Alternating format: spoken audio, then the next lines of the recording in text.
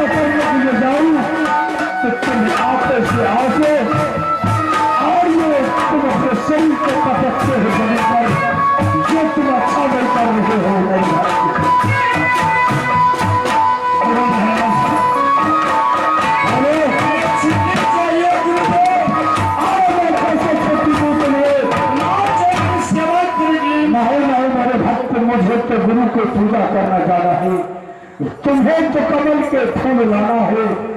मैं जाकर के पहाड़ को अपने गुरु के चरणों में चढ़ाऊंगा और उसे दंडवत प्रणाम बंदगी बजाऊंगा। गुरु महाराज, कौन जगह में गुरु महाराज गोपी चल पता महाराज। सुनो मेरे भक्त, दरिया है ये उदयपुर के नजदीक ही, ये पूर्व पश्चिम उत्तर दक्षिण 4 दिशा की राह है, जिसमें एक राह है उत्तर की, वो उदयपुर है और इसके बगल में कमलदान है मेरे भक्त। जाओ और यहां से फूल तोड़ करके अथा शीघ्र मेरे पास आओ, ताकि मैं जाकर अपने गुरु के चरणों में अर्पण करूं और दंडवत प्रणाम करके अपने बंदगी बजाओ।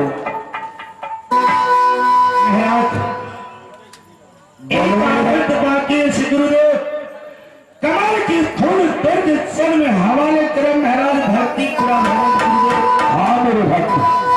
माँ चंद की सेवा के लिए छुट्टी मिलत महाराज। क्यों नहीं मेरे भक्त, अवश्य मिलेगा। पहले कमल के फूल तोड़ कर लो, मैं तुम्हें माँ चंद को सेवा करने के लिए अवश्य छुट्टी दूंगा।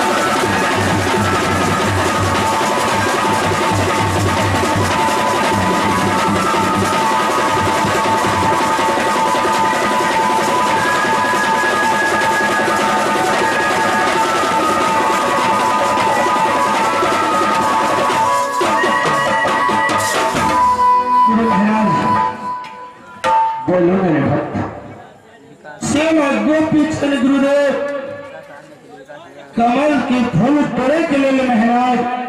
हाँ मेरे भक्त, कमल बाजार हमेश गुरुदेव, लेकिन महाराज हर जगह हर पल में सहारा नहीं गुरु महाराज।